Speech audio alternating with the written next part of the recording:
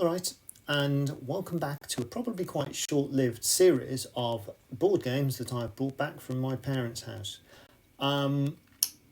Essentially, most of these were things that I was gifted throughout my childhood, maybe as Christmas presents, maybe as birthday presents, mostly from the same few shops because, we had Toys R Us, we had the little shop on the high street, and we had the Co-op, and that's about it. At one point, the little shop on the high street got in things that I was interested in that my parents were not. And so I bought the WWF Wrestling Challenge game. Now, for those of you who aren't old like me, you will know the WWF as the WWE. But this was a time when it had proper wrestlers and Hulk Hogan. So essentially, this is set slightly before I started watching wrestling. So when it had made its way to the shop, I think it was past its heyday. I don't think I can tell the game easily, but I can at least show you what we got for our £3 or whatever it was I probably paid for this with the pocket money days. So, unlike Ghost Castle, it says 6 years and up, suggesting there is no upper age limit to liking wrestling, whereas there is with the spooky things because that game involves no strategy at all. If you haven't watched that video, go ahead. I'll probably put that one up before this. Defeat all your opponents to win the championship. That's how it works. You don't have to just beat the champion. So at the moment, it appears that the Ultimate Warrior has the championship, which I think is the big gold belt version. Yeah, that's the actual world title. Thought it might be the IC because it's coloured, but he liked to change the straps. That's how it is. So let's see who we get. Unlike most wrestling things, it isn't collectible. You don't buy the bits as you go. You just get one giant board of wrestlers, which I'll put at the back. You get some ridiculously simple cards of the people. You have the $1 Million Man, Ted DiBiase, with his $1 Million belt, which I am reliably assured has come back for some reason. Movie star Hulk Hogan, pretending to be a wrestler. Macho King, Randy Savage, which dates this almost exactly to which year it was, but I can't remember. Jake the Snake, so-called because he carried a snake to the ring. The Big Boss Man, when he was young, but in my head still looks old. And then eventually he became a different kind of big boss man. Earthquake, one of the tag team The Natural Disasters. One of the best wrestlers ever, Mr. Perfect. The Ultimate Warrior with his championship belts. I forget what order the title changes came in there, and the model Rick Martel, which is an unusual person to have put in, but one of my favourite wrestlers from the era, so I'm quite happy. If you don't know who he is, basically, he was Shawn Michaels before Shawn Michaels was Shawn Michaels. Oh, God, look at the Smash Hits game. Brilliant. Why is that not focused? So you can buy the Game of the Year for whatever year this was. Diary of Events, Charades, Asterix the card game. Wow, I definitely wanted that. I didn't have it. The board game and the card game with the little men here. That was probably more expensive than I could manage. Scrabble. Notability, my sister had that. Basically, you got some music and you were allowed to play a certain amount of notes for a certain amount of points. It was basically name that tune. A little electronic, annoying piano and variations on Scrabble.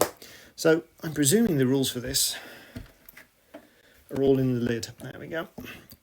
Same as most of the MB games, Milton Bradley or whatever it was.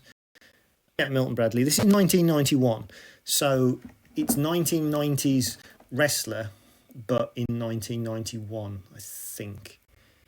I kind of got to the Ric Flair era yet, which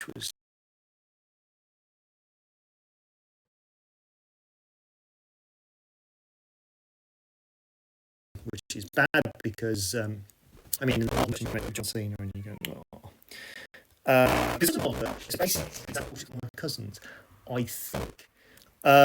Excess wrestler cards are set aside. Then, essentially, you choose one of the wrestler cards to take on the opponent in the series of rounds. The first player to win 3 rounds and turn over all of the championship belts wins the match and eliminates the opponent's wrestler. So, essentially, that looks like Bret Hart's on the thing. It must be Mr. Perfect, but That's weird. Yeah, it's just that line looks like that. Never noticed that before. Weird. It probably can't be because, I mean, he was just a tag wrestler at that point, I think. So essentially, without going through all the rules, you roll a dice, but you can add a power card or a random extra dice card to try and win it. So there's a little bit of strategy. You're using up your rubbish moves when you hope they're using their good moves, and vice versa. And here are the belts. You kind of just turn them over. It's just like a 1, 2, 3 system, which is quite clever.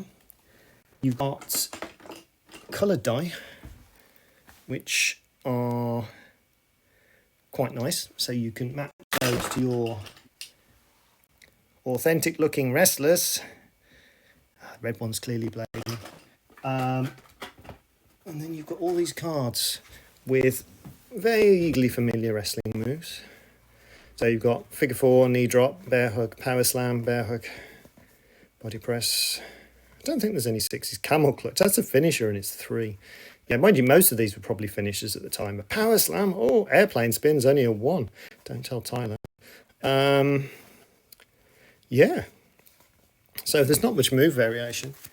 I think the main complaint that we had as kids was that there's no evil wrestlers. This kind of behaves a bit like WrestleMania 4, where you've got sort of your tournament style thing and you've got your faces versus faces and your heels versus heels, which is fun.